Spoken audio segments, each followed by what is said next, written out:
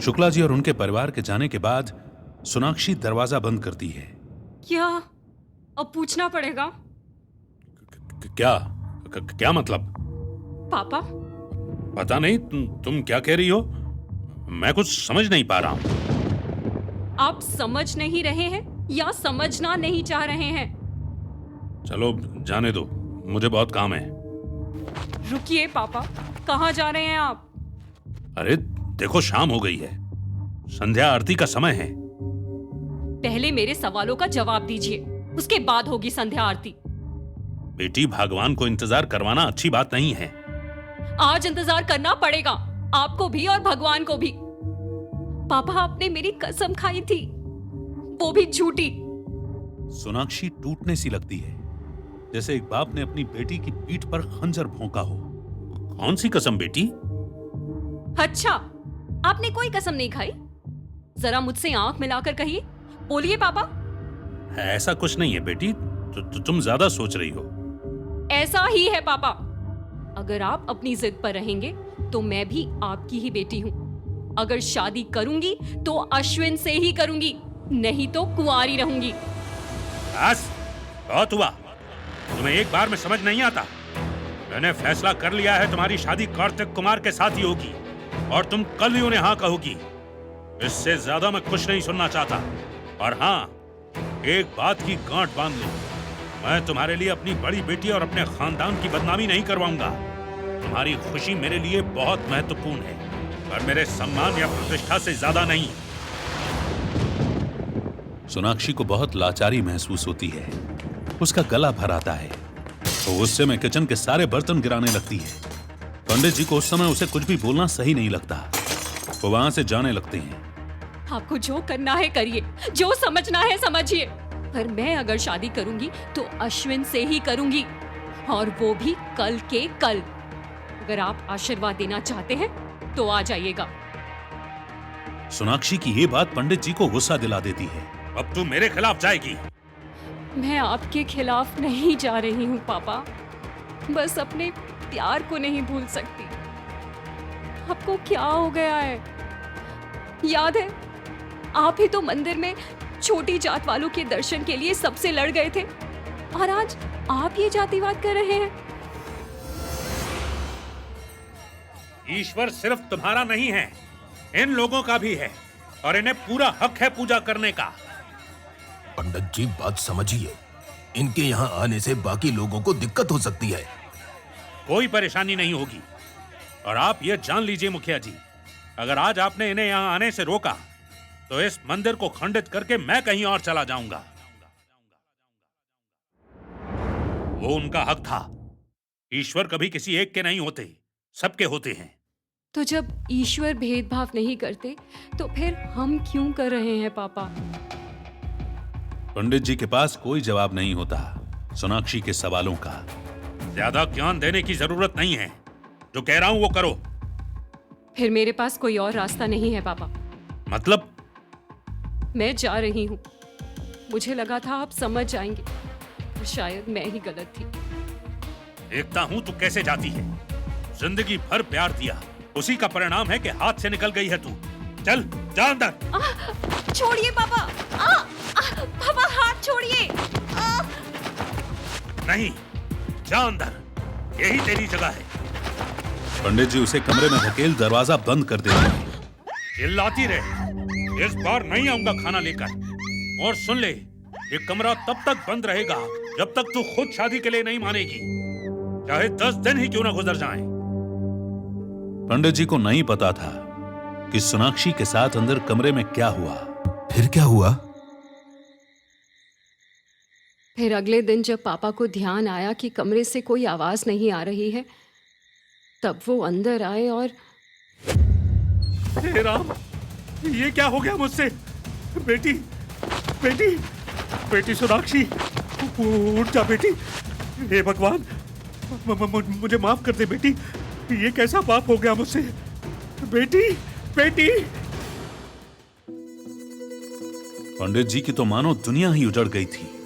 उन्हें जरा भी अंदाजा नहीं था कि ऐसा कुछ हो जाएगा। ऐसा क्या हो गया था आपके साथ? पापा ने जब मुझे कमरे के अंदर धक्का दिया तो दीवार पर लगा कील सीधे मेरे सर में लग गया था और मेरे सर से खून निकलने लगा।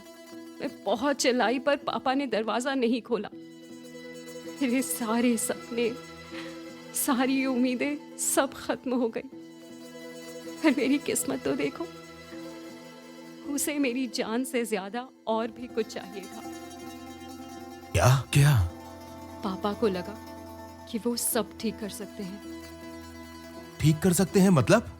उन्हें लगा वो मुझे फिर से जिंदा कर सकते हैं और इसीलिए उन्होंने मुझे कभी मुक्त नहीं होने दिया और मेरा शरीर हमेशा के लिए यहीं रह गया। मैं हर रोज कोशिश करती कि पापा को सब बता सकूं, पर वो ना मुझे सुन पाते और ना ही देख पाते।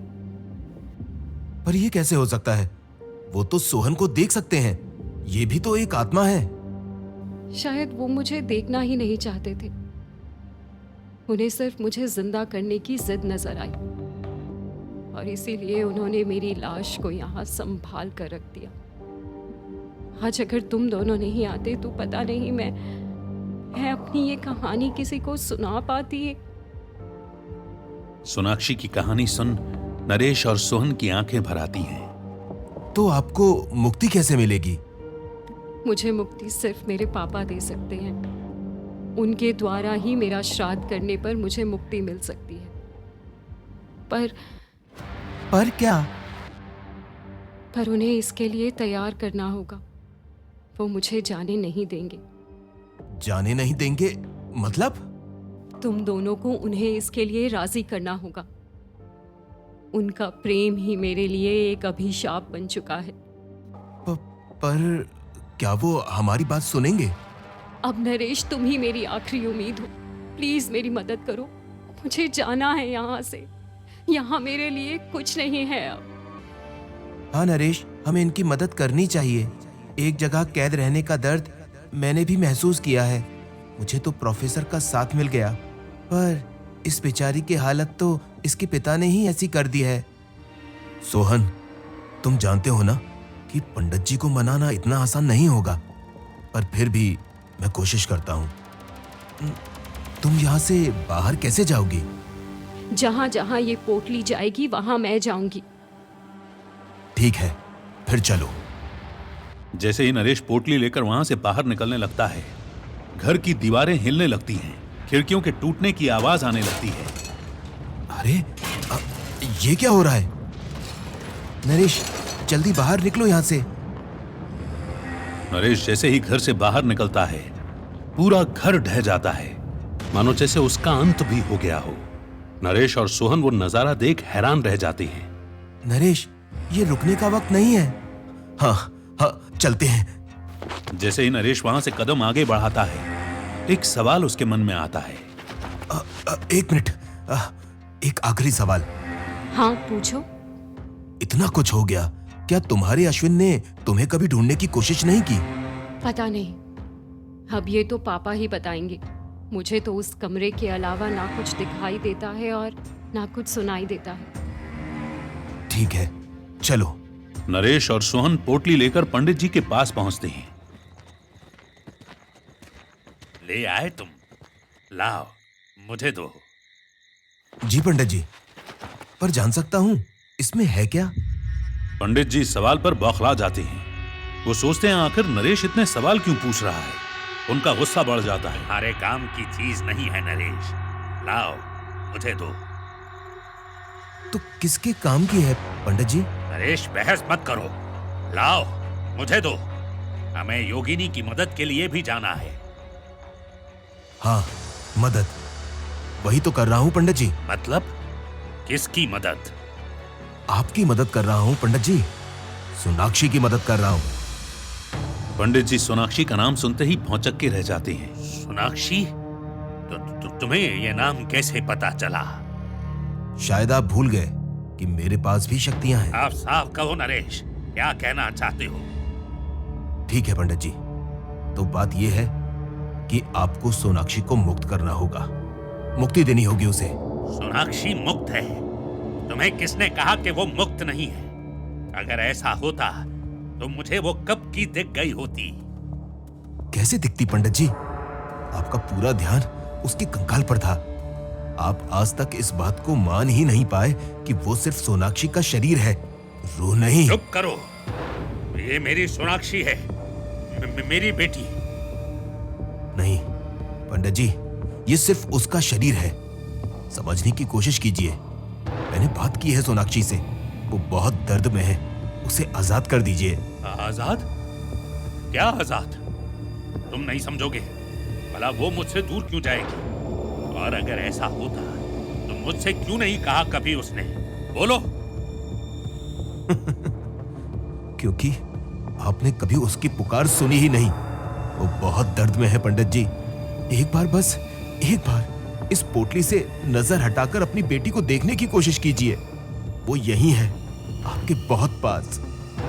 तभी जोर जोर से हवाएं चलने लगती हैं। पोटली से एक रोशनी निकलती है और सोनाक्षी की रूह पंडित जी के सामने आ जाती है। पापा, पापा। बेटी, बेटी, तुम यही हो? कहाँ चली गई थी मुझे छोड़कर? देख, तुम्हारे पापा की हालत कैसी हो गई है। अब तुम आ गई हो ना? ये पोटली नहीं चाहिए मुझे। तुम आ गई हो ना? बस, और कुछ नहीं चाहिए। मुझे आजाद कर दीजिए पापा। नहीं बेटी, ये क्या कह रही हो? तुमसे दूर मैं कैसे रहूंगा? नहीं, नहीं, नहीं। पंडित जी, कैसी बात कर रहे हैं आप? इतने विद्वान होकर आप ये कह रहे हैं? वो अब आपकी बेटी नहीं है, एक आत्मा है। ये दुनिया उसके लिए नहीं है। उसे अपनी दुनिया में जाने दीजिए। नहीं, तुम फंसा रहे हो मुझे। मेरी बेटी मेरे साथ ही रहेगी। नहीं पापा, अब नहीं। अब मुझे जाने दीजिए। ये मेरी दुनिया नहीं है। मुझे यहाँ नहीं रहना। मुझे नहीं रहना यहाँ। तो बता ना बेटी, मैं भी चलूंगा, साथ चलेंगे। नहीं पापा, मुझे अकेले जाना होगा। मुझे आजाद कर दीजिए। कर दीजिए पंडित जी, बहुत दर्द में है वो। मैं उसकी हालत समझ सकता हूँ, इसीलिए कह रहा हूँ, आजाद कर दीजिए। नरेश पंडित जी को एक लकड़ी में आग लगा कर देता है। ये लीजिए पंडित जी, इस पोटली में आग लगा दीजिए और आजाद कर दीजिए अपनी बेटी को। नहीं, नहीं, नहीं। कर दीजिए पापा, कर दीजिए। मुझे आपसे कोई शिकायत नहीं है। कोई शिकायत नहीं है पापा। बेटी। पंडित जी को वो सारे पल याद आने लगते हैं जो उन्होंने सोनाक्षी के साथ बिताए थे। चाहे वो सोनाक्षी का कंकाल ही था, पर उन्हें वो उसके पास होने की अनुभूति कराता था। दुखी मन के साथ वो अपनी बेटी की पोटली में आग लगा देते हैं। नहीं नरेश, मैं ऐसा नहीं करूंगा। पंडित जी, समझने की कोशिश कीजिए। मैं समझ सकता हूँ सोनाक्षी को मुक्त करना आपके लिए आसान नहीं होगा, मगर नियति यही कहती है और ये बात आप भी भली भांति जानते हैं। बंधनों से मुक्त हो जाना चाहिए पंडित जी।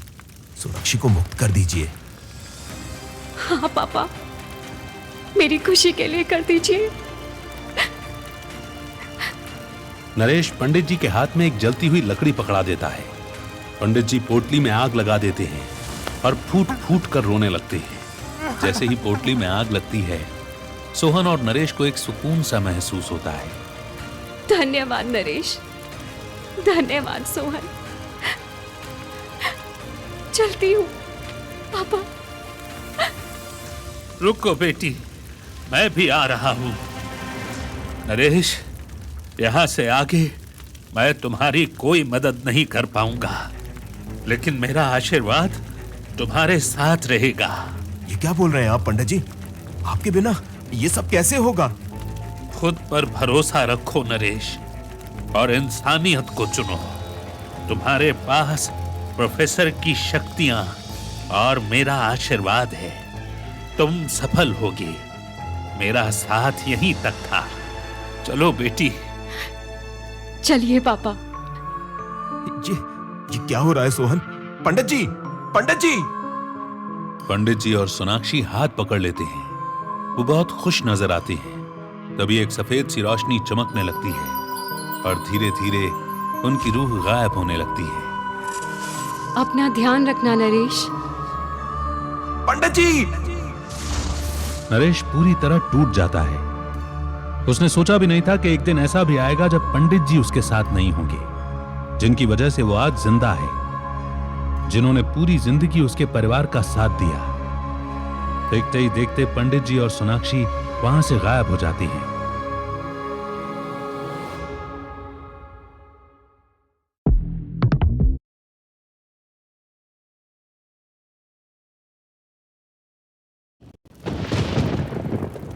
शमशान का वो खौफनाक मंजर और गहरा सन्नाटा एक अंत की ओर इशारा कर रहा था। नरेश के रोने की आवाज माहौल को और संगीन बना रही थी। पंडित जी, आप ही मुझे छोड़कर चले गए पंडित जी। नरेश को इस तरह टूटता हुआ देख सोहन को अच्छा नहीं लगता। वो उसका दुख समझ सकता था। संभालो अपने आप को नरेश। भगवान ने सबको मुझसे छीन लिया सोहन। माहौल में एक अजीब सा सन्नाटा छा जाता है। ऐसा लग रहा था मानो सब कुछ खत्म हो चुका है। जमीन पर बैठा रोता हुआ नरेश, उसे हिम्मत देता हुआ सोहन, सब चीजें एक ही तरफ इशारा कर रही थीं कि अब क्या। तभी नरेश को एक आवाज सुनाई देती है। इतनी जल्दी हार मान गए? कौन? तभी एक सफेद रोशनी चमकती है जो नरेश की आंखों को धुंधला देती है।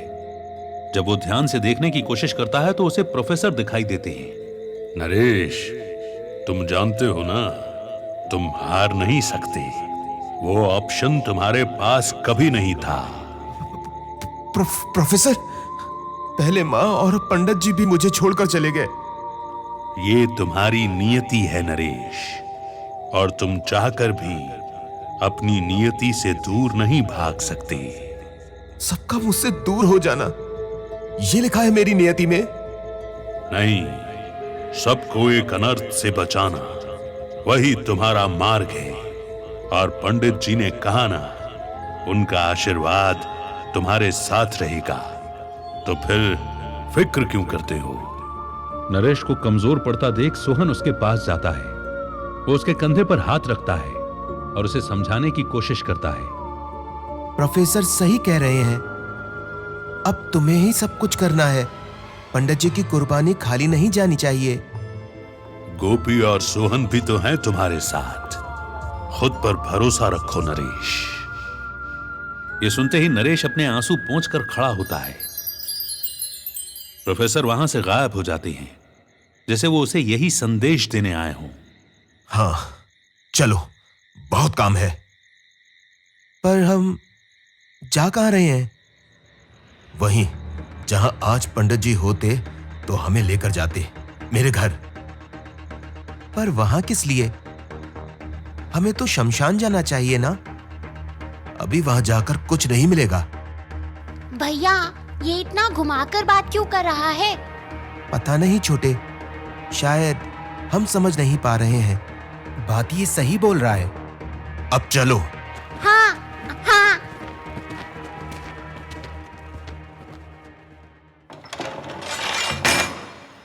तीनों नरेश के घर पहुंचते हैं।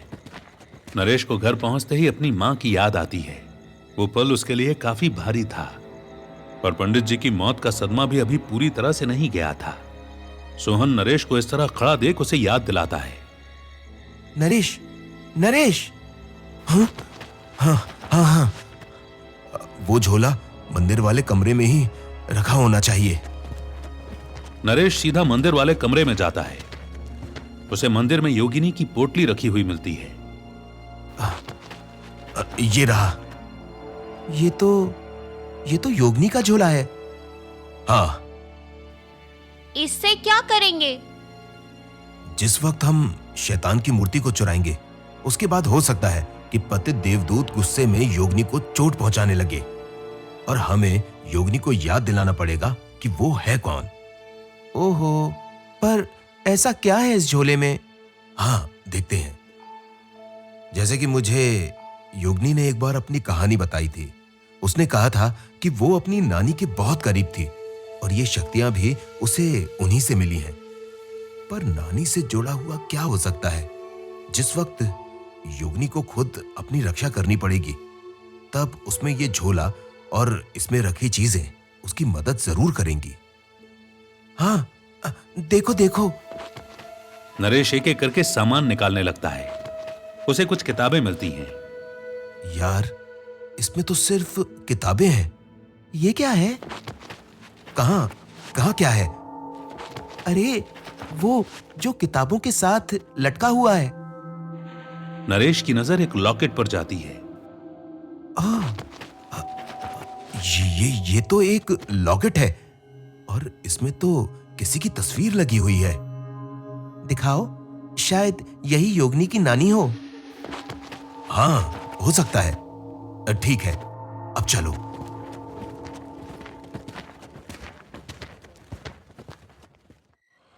नरेश, सोहन और गोपी शमशान पहुंचते हैं योगिनी को छुड़ाने के लिए। जैसे ही वो वहां पहुंचते हैं, तभी बाप रे, ये आवाजें कितनी भयानक है। ऐसा लगता है जैसे बिजलियां गरज कर कह रही हो, यहाँ से चले जाओ। चुप करो गोपी। नरेश, आ तो गए हैं, पर यहाँ करना क्या है? अभी तो बहुत वक्त बाकी है 3 बजने में। टाइम तो है, पर इतना भी नहीं जितना हम सोच रहे हो सोहन। मतलब? सब बताता हूं गोपी। जाकर देखो, क्या योगिनी के शरीर में पतित देवदूत है कि नहीं। मैं तो एक बच्चा हूँ, तुम मुझे कैसे भेज सकते हो? कहा ना, जाओ। अच्छा भैया, चलता हूँ, दुआओं में याद रखना। गोपी के जाने के बाद सोहन नरेश से पूछता है, उसे क्यों भेजे? मैं चला जाता। सोहन, कुछ काम ऐसे होते हैं जो सिर्फ गोपी कर सकता है, हम दोनों नहीं। ये उसका काम है, हम दोनों में से कोई नहीं कर सकता। वहीं गोपी चुपके से वहां आ जाता है और पत्थर के पीछे छुप जाता है। वो देखता है कि योगिनी पूजा की तैयारी कर रही है।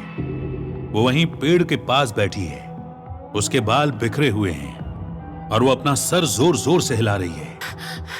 क्या हुआ गोपी, इतना हाफ क्यों रहे हो? वो अभी भी वही है। मैंने देखा, वहां पेड़ के पास बैठी है, हाथ में शैतान की मूर्ति को दबाए हुए। भैया, बहुत डरावनी लग रही है योगिनी। आराम से गोपी, शांत हो जाओ पहले। ठीक है, रात का इंतजार करते हैं। हाँ, अब यही करना पड़ेगा। फिर नरेश, गोपी और सोहन उस जगह से थोड़ी दूर आकर बैठ जाते हैं। तभी नरेश के मन में एक सवाल आता है। वैसे एक बात पूछूं? पूछो। तुम दोनों का कभी मन नहीं करता मुक्त होने का? बहुत करता है, मगर डरता हूं कहीं अगले जन्म में गोपी ना मिला तो। हाँ भैया, मुझे आप ही चाहिए। मैं बहुत लकी हूं कि मुझे तुम दोनों जैसे साथी मिले। तभी योगिनी एक स्थान पर बैठ जाती है। उसकी आवाज से नरेश, सोहन और गोपी का ध्यान उस पर पड़ता है। वो देखो नरेश, लगता है पतित देवदूत अपनी पूजा शुरू करने वाला है। यही सही वक्त है, चलो मूर्ति उठा लेते हैं। नहीं नरेश, ठहरो। भूल गए पंडित जी ने क्या कहा था? 3 से 3:45 के टाइम के बीच ही ये करना होगा और अभी 5 मिनट बाकी हैं 3 बजने में। ओह हाँ, इंतजार करते हैं। वहां योगिनी बैठकर अपना सर गोल गोल घुमाने लगती है। माहौल और गंभीर हो जाता है। हवाएं जैसे अपना रंग बदल रही हों। जैसे ही रात के 3 बजते हैं। चलो अब। लेकिन ये कर क्या रहा है? ये मूर्ति में प्राण डालने की प्रक्रिया है। ज्यादा वक्त नहीं है हमारे पास, हमें मूर्ति को हासिल करना ही होगा। तभी योगिनी अपने सर के बल खड़ी हो जाती है। गोपी ये देख घबरा जाता है। भैया, ये उल्टा क्यों हो गई? डरो मत गोपी। सुनो गोपी, तुम्हें एक काम करना होगा। मैं ही क्यों? मुझे डर लग रहा है। वो तुम्हारा कुछ नहीं बिगाड़ पाएगी गोपी। अभी हमारे पास ज्यादा वक्त नहीं है। जाओ वो मूर्ति उठा लाओ। हाँ ठीक है, मैं जाता हूँ। संभल कर छोटे। हाँ भैया। गोपी योगिनी की तरफ बढ़ने लगता है। पतित देवदूत ने वो मूर्ति पेड़ के वहीं रख रखी होती है। गोपी भाग कर जाता है और वो मूर्ति उठा लेता है, लेकिन तभी योगिनी का सर हिलना एकदम से बंद हो जाता है। उसे महसूस हो जाता है कि कुछ गड़बड़ है। वो घूम करके मूर्ति की तरफ देखती है तो उसे गोपी भागता हुआ दिखाई देता है।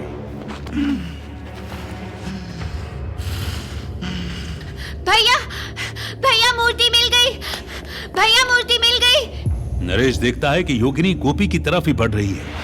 वो और सोहन गोपी की तरफ भागने लगते हैं, और इससे पहले कि योगिनी उस तक पहुंचे, नरेश वो मूर्ति गोपी से ले लेता है।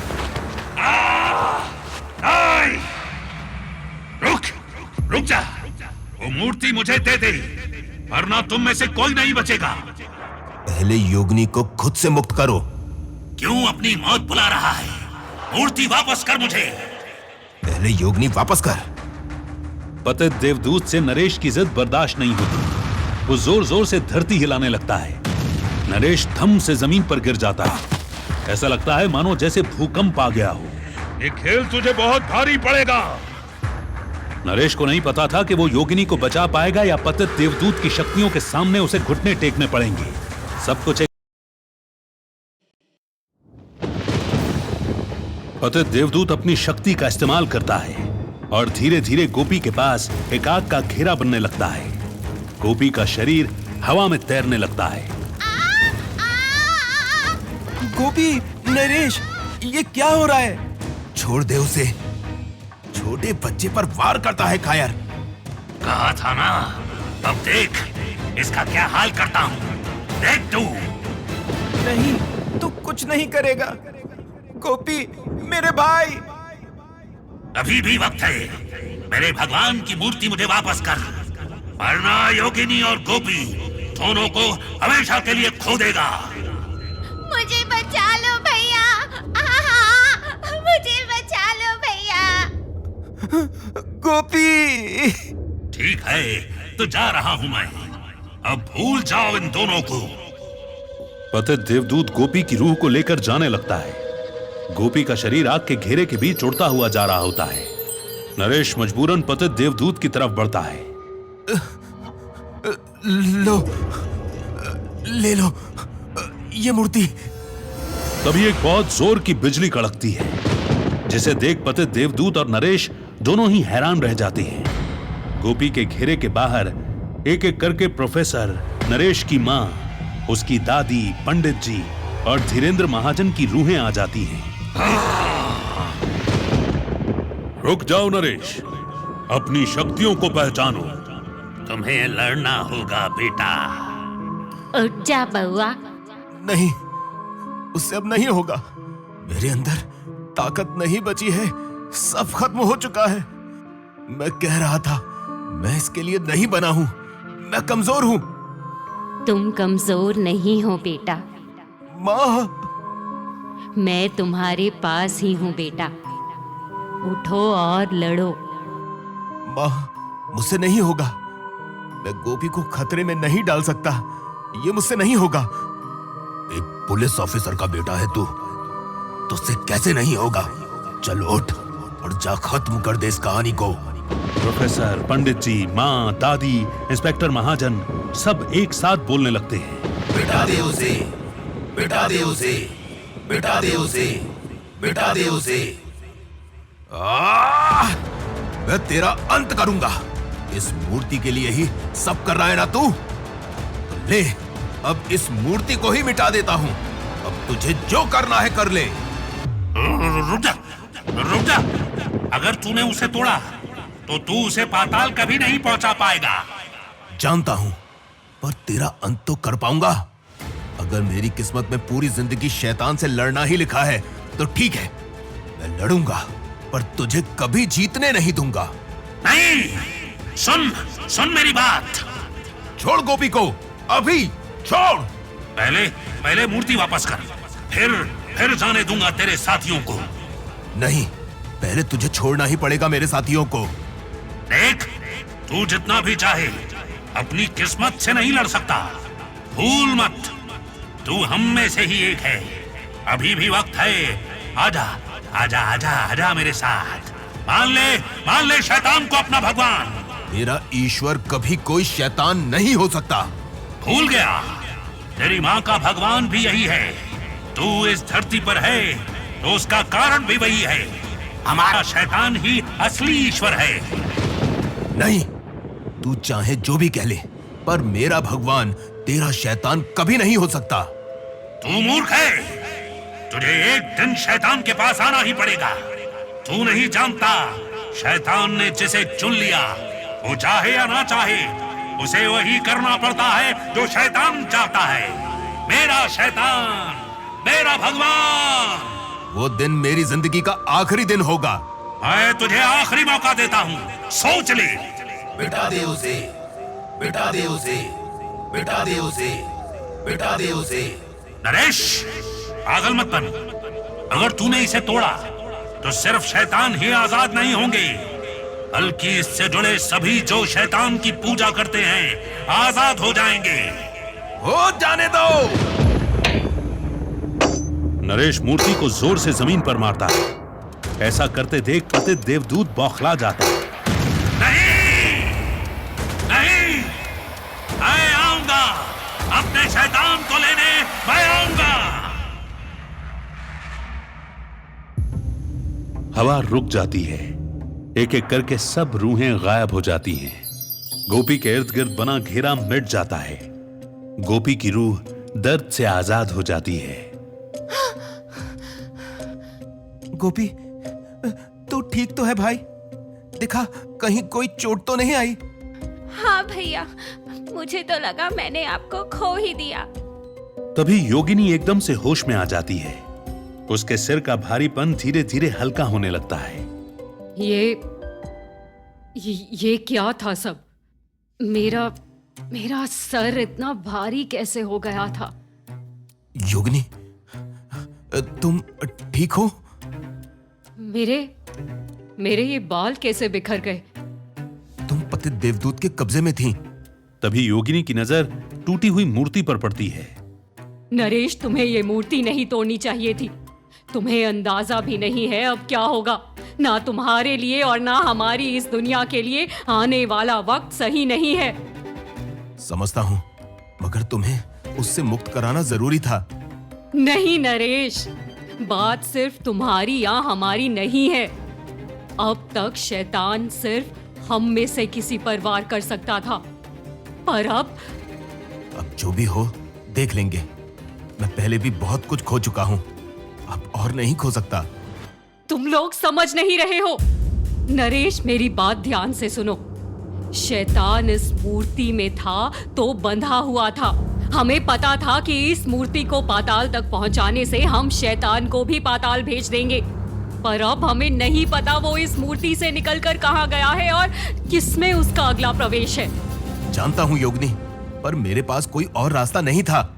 अगर मैं ये मूर्ति नहीं तोड़ता तो शायद तुम सबको भी खो देता, और मेरे अंदर अब किसी को खोने की हिम्मत नहीं है। मैं समझ रही हूं, पर मुझे बस इतना जानना है, तुम सब मेरे साथ हो ना? नरेश की जिद के आगे योगिनी को हारना ही पड़ा। वो समझ गई थी कि इस वक्त नरेश को कोई बात समझाने का फायदा नहीं है। मैं तुम्हारे साथ हूं। हम भी तुम्हारे साथ हैं। हम भी तुम्हारे साथ हैं। अब जो होगा देखा जाएगा। चलो अब चलते हैं यहां से। पर कहां? हवेली, जहां हमारा घर है। तभी योगिनी गिरी हुई मूर्ति के टुकड़ों को उठाने लगती है। नरेश और सोहन सोचते हैं कि आखिर योगिनी ये क्या कर रही है। ये तुम क्या कर रही हो योगिनी? इन मूर्ति के टुकड़ों को यहाँ छोड़ना सही नहीं है। मुझे वक्त लगेगा, पर मैं इससे ये पता लगा लूंगी कि शैतान कहाँ जा सकता है। ठीक है, चलो अब। तुम लोग जाओ, मुझे अभी यहीं रहना होगा। पर कब तक? जब तक मेरा काम पूरा ना हो जाए। फिर हम यहीं इंतजार करेंगे। नहीं, हम तुम्हें अकेले नहीं छोड़ेंगे। ये मेरा काम है, इसे मुझे ही करना होगा, वो भी अकेले। तुम सब जाओ, मैं आ जाऊंगी। पर तुम्हें ऐसे अकेले? मेरी फिक्र मत करो, जाओ। योगिनी मूर्ति के टुकड़ों को उठाने लगती है और हर टुकड़े को उठाते समय एक मंत्र का जाप करती है। नरेश, सोहन और गोपी वहां से चले जाते हैं।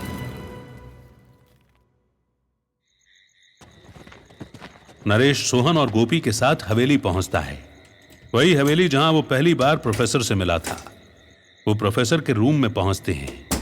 ये भैया, हम घर आ गए। हाँ छोटे, आ गए हम। तुम क्या सोच रहे हो नरेश?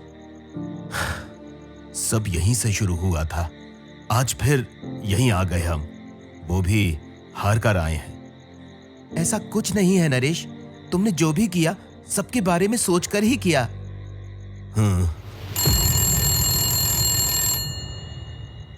ये टेलीफोन तो खराब है ना? हाँ, फिर ये बज कैसे रहा है? पता नहीं, शायद प्रोफेसर। जाओ, फोन उठाओ नरेश। जैसे जैसे नरेश टेलीफोन के करीब जाता है, उसकी धड़कनें बढ़ने लगती है। वो हिम्मत करके फोन उठाता है। Hello professor.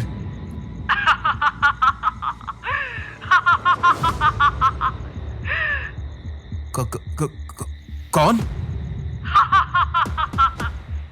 क्यों बेटा, भूल गया? तूने ही तो आजाद किया है मुझे। मैंने? नहीं, ये झूठ है। बीनम्मा कभी झूठ नहीं बोलती। मैं जा रही हूँ शिकार पर तुझसे मिलने आऊंगी, जरूर आऊंगी।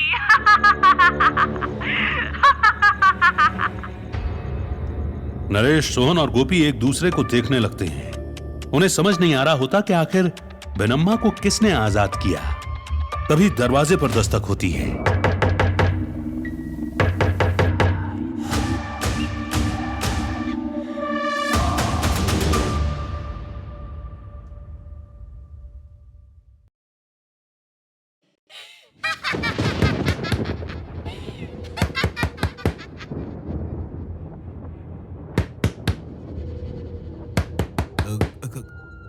कौन?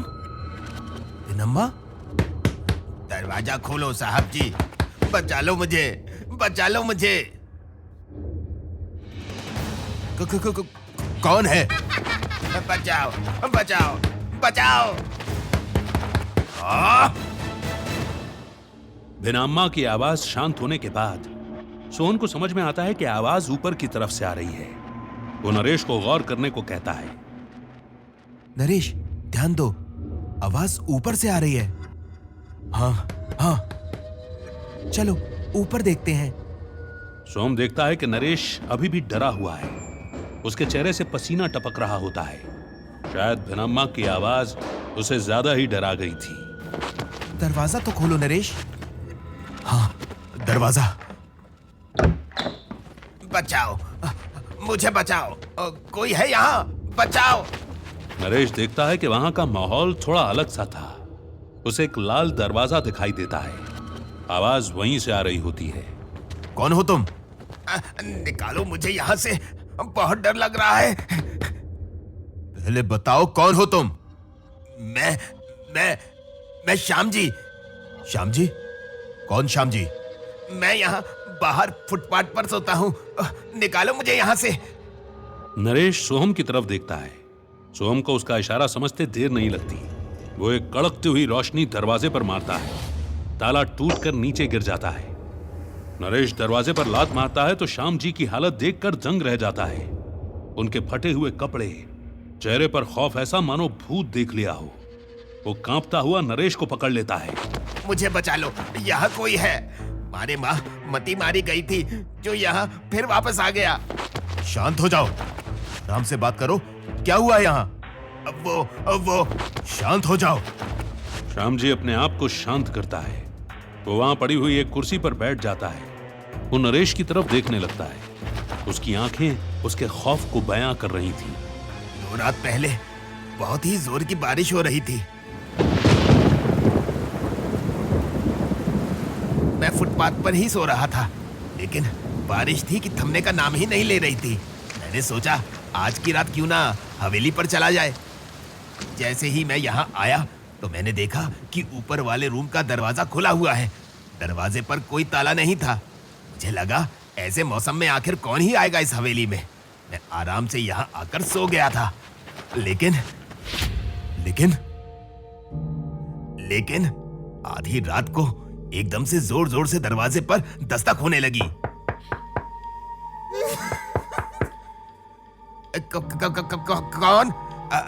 कौन है? कौन हंस रहा है? मैं दरवाजे की तरफ भागने लगा। तभी एक जोर का धक्का लगा और मैं सीधा दीवार से टकराया। कोई मेरे कपड़े फाड़ने लगा, मुझे इधर से उधर फेंकने लगा। सर पर चोट लगने की वजह से मैं यहीं बेहोश हो गया। सुबह जब मैं उठा तो मैंने देखा मेरे सिर से खून आ रहा था। मैं नीचे प्रोफेसर के कमरे में आया और एक कपड़े से अपना खून पोंछने लगा। जैसे ही मैंने अपना खून पोंछा, फिर से वो हंसने की आवाज आने लगी। मुझे एक जोर का झटका लगा और फिर से मैं बेहोश हो गया। और तब से मैं यहीं बंद हूं। इसके आगे मुझे कुछ नहीं पता। मुझे जाने दो। मैं हाथ जोड़ता हूं, मैं यहाँ कभी नहीं आऊंगा। क्या लगता है नरेश, ये सच बोल रहा है? हाँ सोहन, इसकी आंखें कह रही हैं ये सच बोल रहा है। जाने देते हैं इसे। जाऊं मैं? जाओ। श्याम जी दौड़कर नरेश को सामने से हटाते हैं। दौड़ते हुए वो एक ही बात बार बार दोहराते हैं। तुम लोग भी यहाँ से चले जाओ, वो तुम्हें खा जाएगी। चले जाओ यहाँ से। क्या सोच रहे हो नरेश? वो लाल कपड़ा कहाँ है? नरेश और सोहन भागकर नीचे वाले कमरे में जाते हैं। वो पूरा कमरा छान मारते हैं। नरेश थोड़ा परेशान दिखने लगता है। तभी सोहन देखता है कि गोपी अपने में एक कपड़ा लिए हुए आता है। ये रहा भैया। नरेश देखो, पर ये तो वहां खूंटे पर बंधा हुआ था ना? भिनम्मा आजाद है। पर ये कैसे हो सकता है? जैसा प्रोफेसर ने बताया था, भिनम्मा काला जादू करती थी और उसे बांधने के लिए पवित्र मंत्रों का उपयोग किया गया था। और यहाँ जो साड़ी का टुकड़ा था वो उसकी आखिरी निशानी थी, जिस पर श्याम जी का खून जैसे ही लगा, भिनम्मा को बांधने वाली शक्ति की पवित्रता खत्म हो गई। तो अब क्या करें? वही जिसके लिए हम साथ हैं। ये फिर से? नहीं, ये फोन सही है। देखो कौन है। हाँ, हेलो, कौन? Hello, professor Ramchari? नहीं, वो नहीं है। मुझे उनसे बात करनी है, प्लीज आप उनसे बात करवा दीजिए। मेरे भाई की जिंदगी का सवाल है, प्लीज। प्रोफेसर तो नहीं है, आप मुझे बता सकती हैं क्या प्रॉब्लम है? नहीं, मेरी प्रॉब्लम सिर्फ प्रोफेसर रामचारी ही सॉल्व कर सकते हैं। प्लीज उनसे बात करवा दीजिए। देखिए, आप समझने की कोशिश कीजिए। प्रोफेसर नहीं आ सकते हैं, आप मुझे बताइए। आप कौन हो प्रोफेसर के? मैं उनका स्टूडेंट हूँ। गुरु हैं वो मेरे। ओके। देखिए, मेरा नाम काव्या कुलकर्णी है। मैं यहाँ B32 सेक्टर 61 में रहती हूँ। कल रात से मेरा भाई अजीब हरकतें कर रहा है। उसका शरीर तप रहा है पूरा। काव्या, फिर उसे डॉक्टर के पास लेकर जाओ। मैं लेकर जाती, पर क्या? वो सिर्फ 6 साल का है। उसकी आवाज एक 90 साल की बूढ़ी औरत जैसी हो गई है। हम उसे बिस्तर से उठाने की कोशिश कर रहे हैं, पर कोई भी उसे उठा नहीं पा रहा है। ये कोई बीमारी नहीं है। हाँ, प्लीज मेरी मदद कीजिए। आप समझ रहे हैं ना मैं क्या कहना चाहती हूँ? नरेश समझ जाता है कि वो भिनम्मा ही थी। भिनम्मा ही छोटे बच्चों को अपना शिकार बनाती थी। वो समझ जाता है कि काव्या को उसकी मदद की जरूरत है। हाँ, मैं आ रहा हूं। जैसे ही नरेश वहां पहुंचता है, उसे कुछ अजीब सा लगता है। उसे माहौल में एक नेगेटिव एनर्जी का एहसास होता है। वो एड्रेस देख काव्या के घर पहुंचता है। आप कौन? हेलो, मेरा नाम नरेश है। मेरी आपसे बात हुई थी कॉल पर। प्रोफेसर का स्टूडेंट हूं मैं। हाँ, आइए आइए। नहीं, हम पहले बाहर चलकर कुछ बात कर लेते हैं। यहाँ शायद ठीक नहीं होगा। ठीक है, यही पास में एक पार्क है, वहां बैठकर बात कर सकते हैं। जी। नरेश, तुम पूरी बात पता करो, मैं एक बार अंदर देखकर आता हूं। हाँ, ठीक है। कुछ कहा आपने? नहीं नहीं, कुछ नहीं, आइए चलते हैं। ये सब शुरू कब से हुआ? मुझे पूरी बात तो नहीं पता, क्योंकि मैं कल ही अपने घर आई हूँ। मैं दरअसल दूसरे शहर में पढ़ाई करती हूँ। ठीक है, जो पता है वो बताइए। हम यहाँ बैठ सकते हैं? जी, तो बताइए क्या हुआ था? मैं जब कल आई तो मैंने देखा माँ सोफे पर बैठी रो रही थी। आगे? माँ, क्या हुआ? माँ क्यों रो रही हो? बेटी, वो आरुष। क्या हुआ आरुष को? तभी मुझे ऊपर से आवाज आती है, किसी के हंसने की। कहाँ जा रही है? ऊपर मत जा। वो क्या माँ? वो हमारा आरुष नहीं है। मतलब? वो कोई और है। मतलब उसके अंदर कुछ तो है। बेटा वो हमारा आरुष नहीं है। हमारा आरुष नहीं है। हमारा आरुष नहीं है बेटा। माँ, संभालो अपने आप को। मुझे कुछ समझ नहीं आ रहा क्या बोल रही हो। चलो ऊपर, चलो मेरे साथ। नहीं बेटा, उसने मना किया है। उसने कहा है उसे आराम करना है। किसने कहा है? पता नहीं, वो कोई बूढ़ी औरत है। अच्छा सुनो, चलो मेरे साथ, हम दोनों चलते हैं।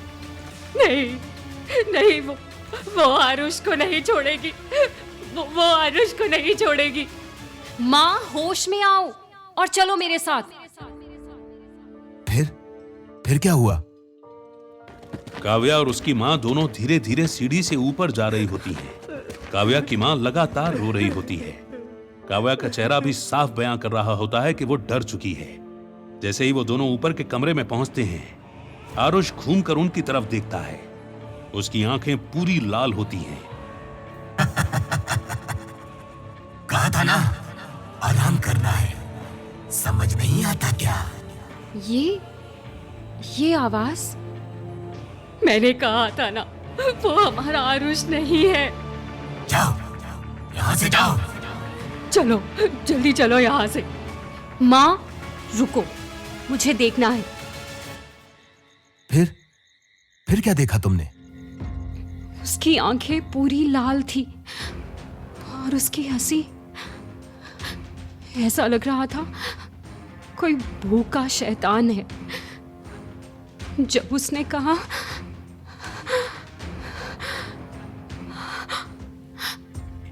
काव्या एकदम से चुप हो जाती है। नरेश देखता है कि उसके सर से पसीना आ रहा है, उसके पांव कांप रहे हैं। वो काव्या को शांत करने की कोशिश करता है। आराम से बताओ, शांत करो खुद को पहले।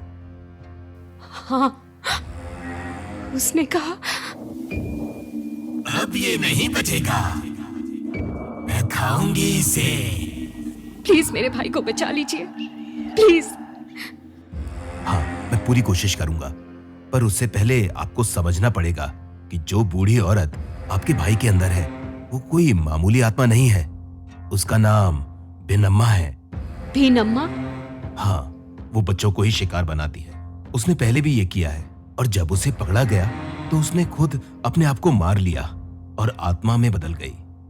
मेरा भाई बच तो जाएगा ना? हाँ, लेकिन उसके लिए तुम्हें मेरी मदद करनी होगी। कैसी मदद? नरेश अपनी जेब से एक लॉकेट निकालता है और काव्या को दे देता है। काव्या उस लॉकेट को ध्यान से देखती है, लेकिन उसे समझ नहीं आ रहा होता कि नरेश ने आखिर उसे ये लॉकेट दिया क्यों है। ये लॉकेट अपने पास रखो। जब मैं कहूं तब ये लॉकेट आरुष को पहना देना। अच्छा। तभी वहां सोहन आ जाता है। नरेश, भिनम्मा ही है। चलो चलते हैं। हाँ।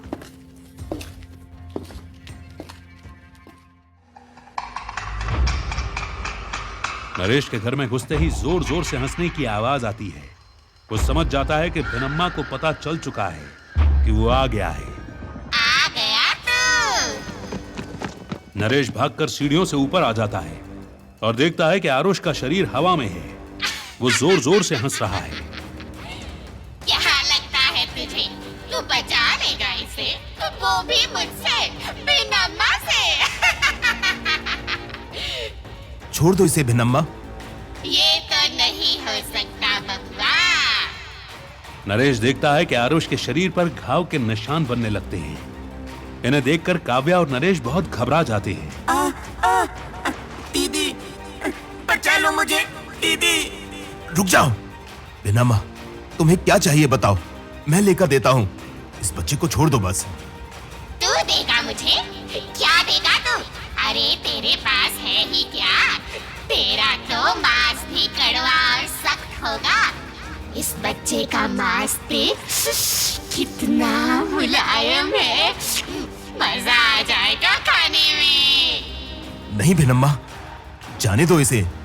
एकदम से आरुष का शरीर सीधा हो जाता है और हवा में उड़ने लगता है। काव्या रोने लगती है। नरेश घबरा जाता है। नरेश, नरेश बचा लो मेरे भाई को। भिनम्मा, तुम जो कहोगी वो मैं करूंगा, बस इस बच्चे को नुकसान मत पहुंचाओ। चल ठीक है, छोड़ दूंगी इसे, पर तुझे मेरा एक काम करना होगा। पता करेगा? हाँ हाँ करूंगा। मुझे तेरा शरीर चाहिए, वो भी तेरी मर्जी से। पता देगा? हाँ हाँ हाँ दे दूंगा। ठीक है, ले, छोड़ दिया। आरुष का शरीर हवा में से एकदम से गिरने लगता है। नरेश भागकर आरुष को पकड़ लेता है। जल्दी से इसके गले में लॉकेट डालो काव्या। हाँ। काव्या आरुष और नरेश की तरफ लॉकेट लेकर भागने लगती है। दूसरी तरफ भिनम्मा गुस्से में होती है। वो काव्या को रोकने के लिए अपनी शक्तियों का इस्तेमाल करती है। काव्या एक धक्के से पीछे जाकर गिरती है। नरेश सोहन की तरफ देखता है। सोहन उसका इशारा समझ जाता है और भिनम्मा पे वार करने लगता है। काव्या जल्दी।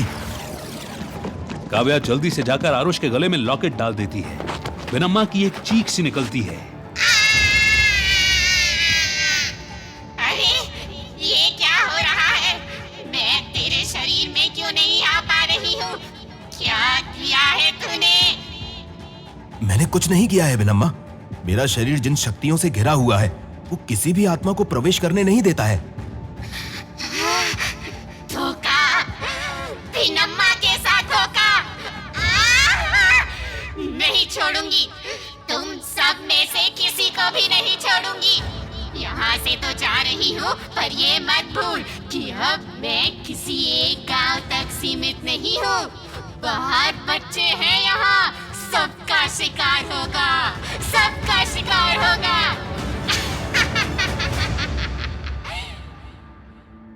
भिनम्मा के जाते ही घर का माहौल हल्का हो जाता है। नरेश भिनम्मा की चेतावनी के बारे में सोच रहा होता है। तभी आरुष उठ जाता है और रोने लगता है। Mummy, mummy. मेरा बेटा, मेरा बेटा, तू ठीक है ना बेटा? मम्मी ये देखो, यहाँ दर्द हो रहा है। अभी ठीक कर दूंगी मेरे बच्चे। चल चल मेरे साथ चल। नरेश के मन में एक ही सवाल बार बार घूम रहा था। उसे लग नहीं रहा था कि ऐसा कुछ हो सकता है। उसे यूं परेशान देखकर सोहन आकर उससे पूछ ही लेता है। नरेश, क्या बात है, काफी परेशान दिख रहे हो। मुझे एक बात समझ नहीं आ रही है सोहन, कि काव्या को प्रोफेसर का नंबर किसने दिया। कहीं काव्या ही तो